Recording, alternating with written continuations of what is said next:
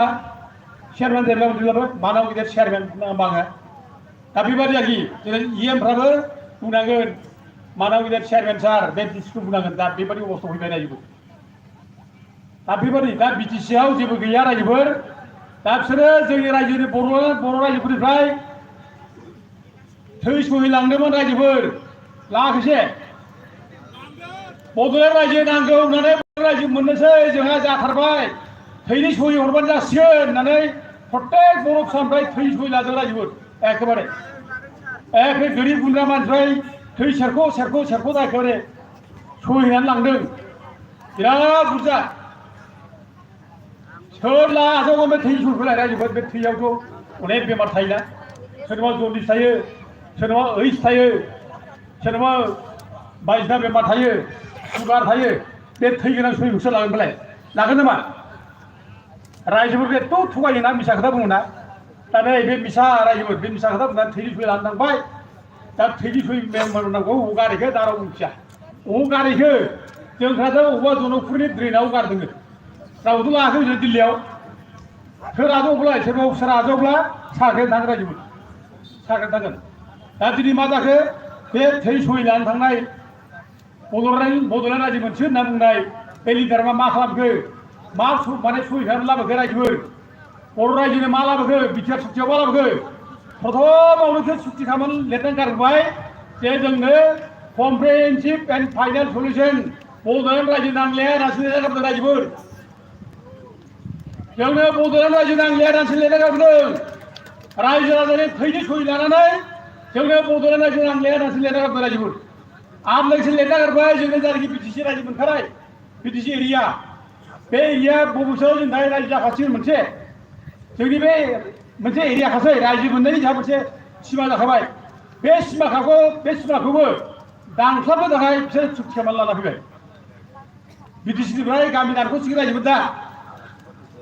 दा बे BTCनिफ्राय गामि दानख'बा जोंनि बबेसोआव बड'लेण्ड रायजो मोननाया जानाय नंलिया बड'लेण्ड रायजोखौ जों मोनलिया दा बेबायदि सुक्ति खालामनानै लाबाय रायजोफोर दा नै दिपेन बर'मोना फंबायफ्रा बुंलादों दासो गिदों दा गिनानै बुंदों दाथ' बिराद मानसिफ्रा दावरिखांबाय बयबो बे गामि एरियानि मानसिफ्रा दानख'जा गिनानै हमगासिनो बिसोरखौ जे जोंनि गामिया जुदि दानख'जायोब्ला बे 10ता 12ता हारसाफोरनि गेजेराव बर' गामिखौ दानख'जागोन ना खालायोबा दा बर'फ्रा बुंदों जाया जे जोंनि गामियाव थांजोबा दानख'जायोब्ला जों बे एबसु बिजौसो मिथिगोन होनना बुंदों गामिखौ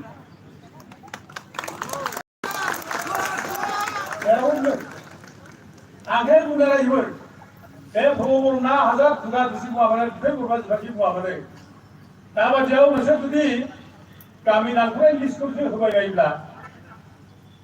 गामि दानख'नाय लिस्टआ ओंखारबायोब्ला बे रायजो राजाफोरजों सायथाम नामजागोनसो रायजोफोर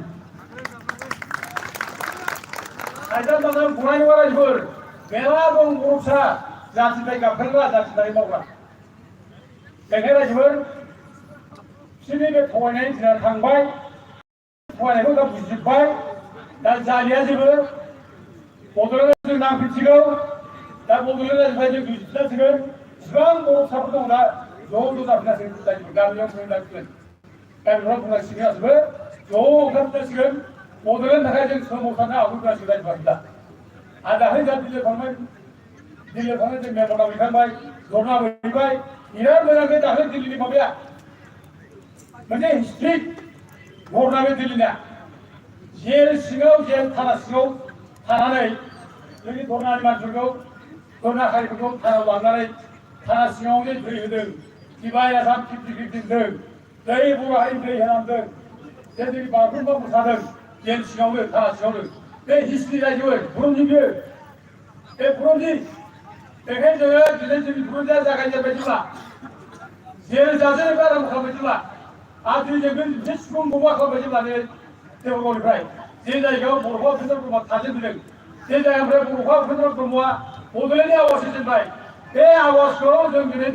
होफिननानै जों बड'लेण्डखौ जों गायफिननांगौ आं दा जोबनाय रायजोफोर आं दा जोबनायाव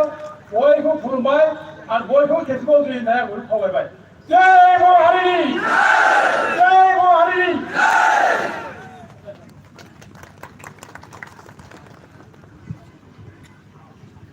रोजा रोजा साबायखर जासिबाय सार दावराव रिखेब नार्जारि मानाव गेलेमनिसिम गावनि बिबुंथिखौ लाखिलांनायनि थाखाय थारैनो जों गासै बर' माहारिनि बर' फोलेरनि फिसाफोरा बावनानै थाङाखै।